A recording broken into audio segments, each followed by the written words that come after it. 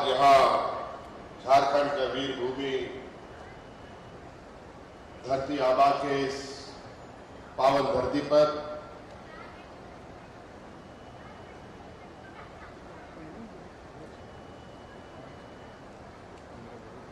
Tribal welfare ministry की तरफ से आयोजित ये महिला सम्मेलन में हमारे साथ उपस्थित मंच पर परम आदरणीय राष्ट्रपति महोदया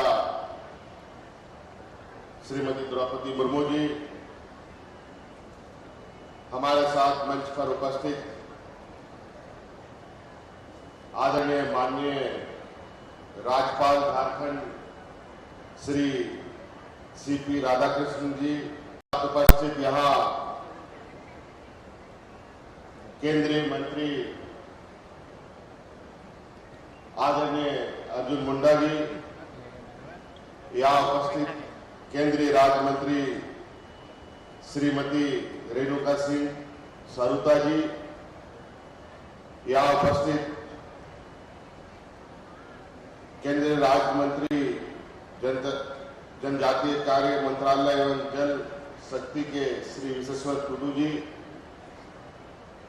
यहाँ उपस्थित हमारे कोटी के स्थानीय विधायक आदरणीय नीलकंठ मुंडा जी, हमारे तोरपा विधायक ओके मुंडा जी, हमारे तमाड़ विधायक विकास सिंह मुंडा जी, हमारे साथ उपस्थित महिला कल्याण मंत्री जोबा मांझी जी और मंच पर उपस्थित सभी सम्मानित अतिथिगण और विशेषकर यहाँ आई हुई बड़ी संख्या में हमारी महिला समूह की दीदियों, प्रिंट मीडिया के साथियों, आप सभी का आज के इस कार्यक्रम में हार्दिक अभिनंदन करते हुए मैं अपनी ओर से आप सभी को जोहार करता हूं।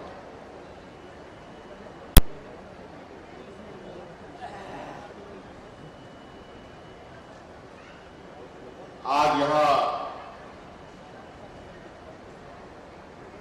केंद्र सरकार के ट्राइबल वेलफेयर मिनिस्ट्री की तरफ से ये कार्यक्रम आयोजित की गई ट्राइफेड के माध्यम से, जो मुख्यतः आदिवासी समुदायों के बीच में ये काम करता है। आदिवासियों को वन उपज का सही मूल्य कैसे मिले, उसका बाजार कैसे हो और हमारे आदिवासी भाइयों को आर्थिक रूप से कैसे समृद्ध हो, इस विषय पर यह विभाग काम है। आज संयोग से ट्राइबल वेलफेयर मिनिस्ट्री का पूरा मंत्रालय ड्यूटी पर, सभी मंत्री यहां उपस्थित हैं केंद्र सरकार के और लगभग सभी पदाधिकारी भी यहां उपस्थित हैं। ये बहुत गौरव की बात है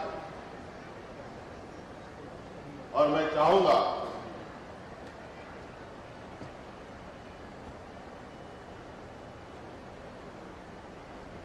कि जिन आदिवासियों के संदर्भ में हमारी इतनी बड़ी केंद्र और राज्य सरकार की मंत्रालय काम करती है,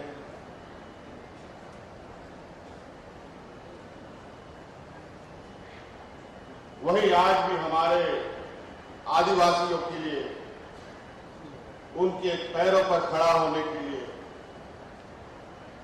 उनके आय के स्रोतों को बढ़ाने की जो चिंताएं और जो चिंतन मंथन हम करते हैं,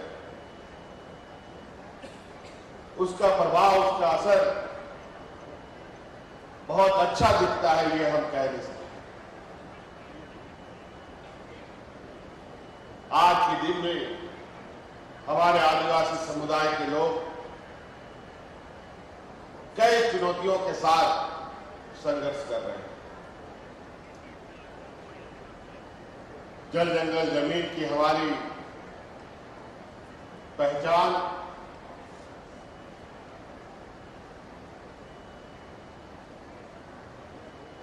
वही ये राज्य कोयला, लोहा, तांबा, अभ्रक, यूरेनियम के नाम से भी जाने जाता है।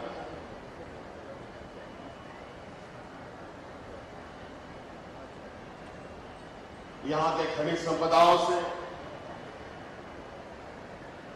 पूरे देश के घरों की रोशनियां जलती हैं। आज भी हमारे आदिवासी समुदाय के लोग जो विस्थापन का दर्द झेल रहे हैं, वनों में रहते हैं, आज भी 2 वक्त की रोटी जुटाने में भी जद्दोजहद करनी पड़ती है। कोरोना काल का समय था जब राज्य को एहसास हुआ था इतना बड़ा समूह में यहां से लोग पलायन करते हैं अलग अलग राज्यों में।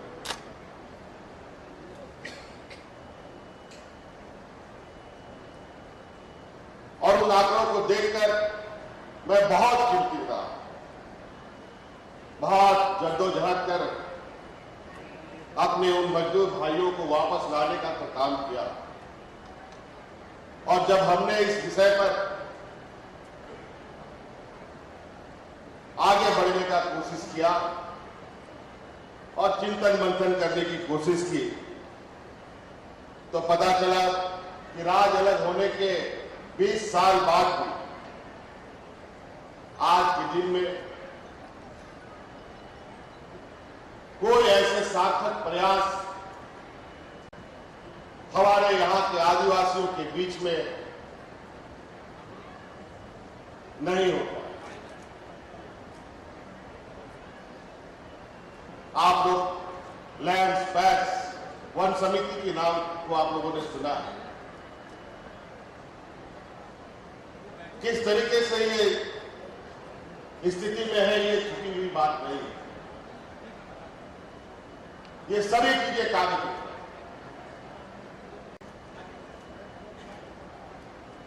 हमने इसी दिशा पर इससे पहले कोई सक्रिय महासंघ या सक्रिय फेडरेशन यहां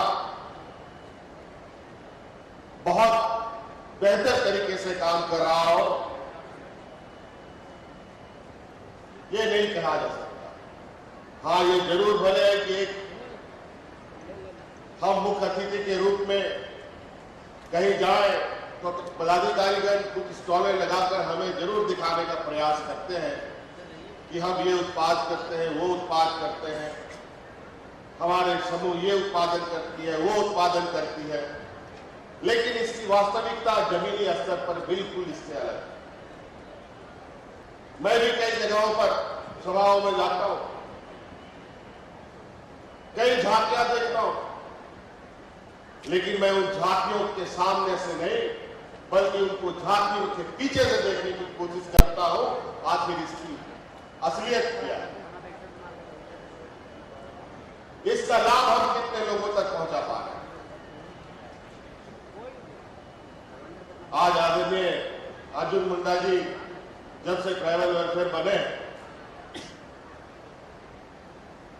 इनके आने के बाद तो थोड़ा बहुत सक्रियता ट्राइफेड के अंदर यहां पर दिखा है, और मैं आशा करता हूं कि जब तक ये मंत्री रहेंगे झारखंड को इसका लाभ मिलेगा।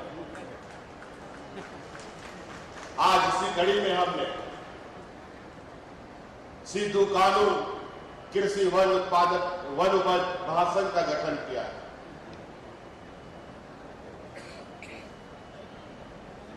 बड़ी तेजी से इस महासंघ को हम लोग सक्रिय करने में लगे। लगभग सभी पंचायत की समितियों को, यूनियनों को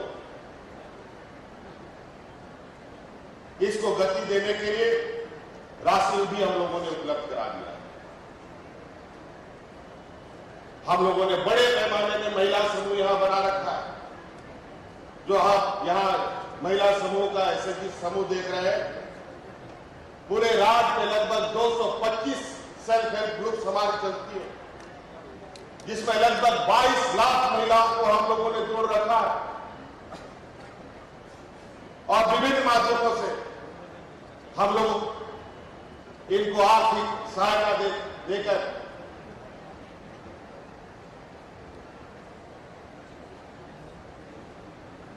उनके जो उपज है उन उपज का सही मूल्य उसको कैसे मिले, इस पर हम काम कर रहे हैं। आप लोगों ने प्लास ब्रांड का नाम सुना होगा। इस प्लास ब्रांड को हम लोगों ने बनाया और इसका मार्केटिंग हम लोगों ने शुरू किया है और इतना अच्छा इसका आज के दिन में मांग बढ़ा है कि उसका अनुपात का उत्पादन उससे कहीं ना कहीं बहुत कम है। हमें इसे बढ़ाने की आवश्यकता है।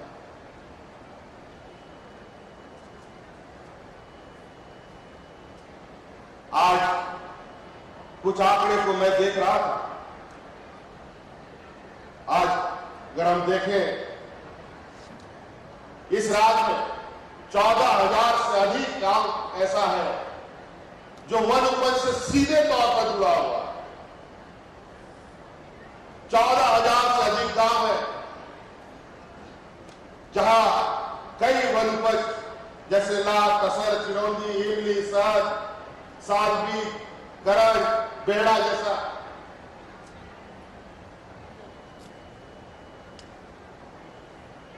कई वन उपज उपजते हैं, लेकिन बेचारा आज उस किसान को उसके बारे में बहुत चिंता होती है जब बिचौलिया उससे होने दाम पे उससे वो वन उपज खरीदकर बाजार में महंगे दामों में बेचता है।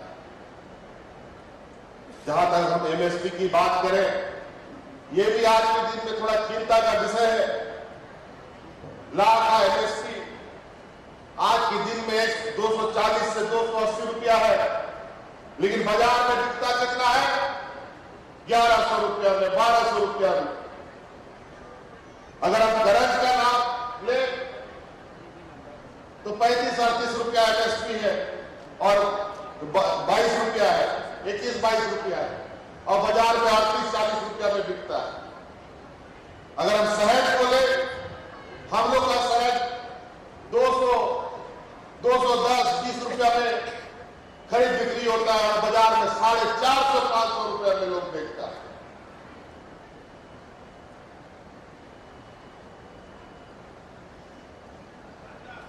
ये कैसा लाभ, हम इससे कैसे अपने आदिवासी भाइयों को मजबूत कर पाएंगे?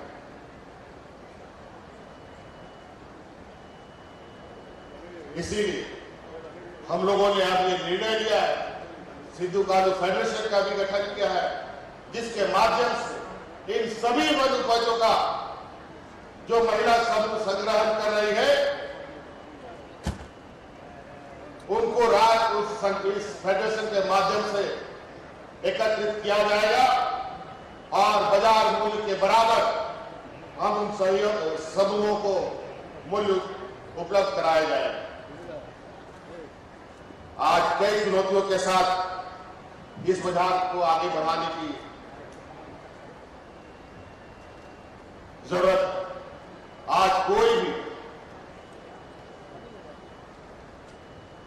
वन उपज से जुड़ा प्रोसेसिंग यूनिट आज के राज्य स्तरीय में बड़े पैमाने पे जो होने की आवश्यकता है वो भी अभी कम है। आज छोटा छोटा मशीन आने लगा। अभी कुछ दिन के बाद हम लोग कृषि मेला लगाने की भी तैयारी कर रहे हैं, जहां किसानों को बड़े पैमाने पर जो आप बूढ़ी बनाते हैं और तरह तरह के चना भूनते हैं और बाजार में बेचते हैं, वो सब मशीन में बनता है। आज के दिन में मुड़ी बनता है। पहले तो बालू में लोग घाट के बनाता था। इसीलिए बातें बहुत है, समय का अभाव है। आदरणीय महामहिम को जाना भी आगे के कार्यक्रमों में। मैं कुछ बातों को अंकित करना चाहूंगा, क्योंकि इस देश के सर्वोच्च स्थान पर बैठी एक आदिवासी समुदाय की हमारी महामहिम राज्यपाल महोदया यहाँ हमारे राज्य में पहले राज्यपाल के रूप में भी उन्होंने काम किया और देश के आदिवासियों को दिशा देने का भी मार्ग प्रशस्त कर रही है। इस राज्य के कुछ बहुत ही मैं कहूंगा कि आदिवासी समुदायों के लिए जीवन भरण की मांग है। उन सबको कृपया अगर केंद्र से स्वीकृति दिलाई जाए तो निश्चित रूप से इस राज्य के आदिवासियों का वजूद बचेगा। जैसे हम लोगों ने सरला धर्म कोड के बारे में भी कहा, वो भी केंद्र को भेजा है और इस राज्य में जो हो मुंडारी कुड़ुक है इसको 8वीं अनुसूची में शामिल कराने का प्रयास किया जाए ताकि यहाँ के आदिवासियों का मान सम्मान और उनका वजूद बच सके और केंद्र सरकार राज्य सरकार के साथ बिल्कुल कदम से कदम राज्य सरकार मिलाने के लिए तैयार है और हमारा पूरा प्रयास है कि राज्य के आदिवासियों को आने वाला समय में इनको पहचान के साथ, इनकी सभ्यता, इनकी संस्कृति के साथ आगे बढ़ाने का जो हम लोगों का संकल्प है, भाषा और भाषा के साथ निश्चित रूप से यह हमारे पहचान का प्रतीक है।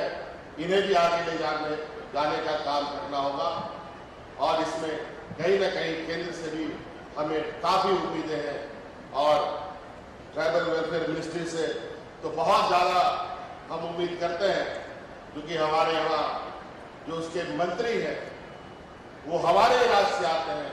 तो आदरणीय बड़े भाई अर्जुन मुंडा जी से आग्रह करेंगे कि विशेष रूप से इस राज्य के प्रति आपका लगाव होना चाहिए ताकि चाहे वो शिक्षा के क्षेत्र में हो, चाहे रोजगार के क्षेत्र में हो, यहाँ के आदिवासियों को बड़े पैमाने पर मौका मिल सके। इन्हीं बातों के साथ बहुत बहुत धन्यवाद। सबको जोहार।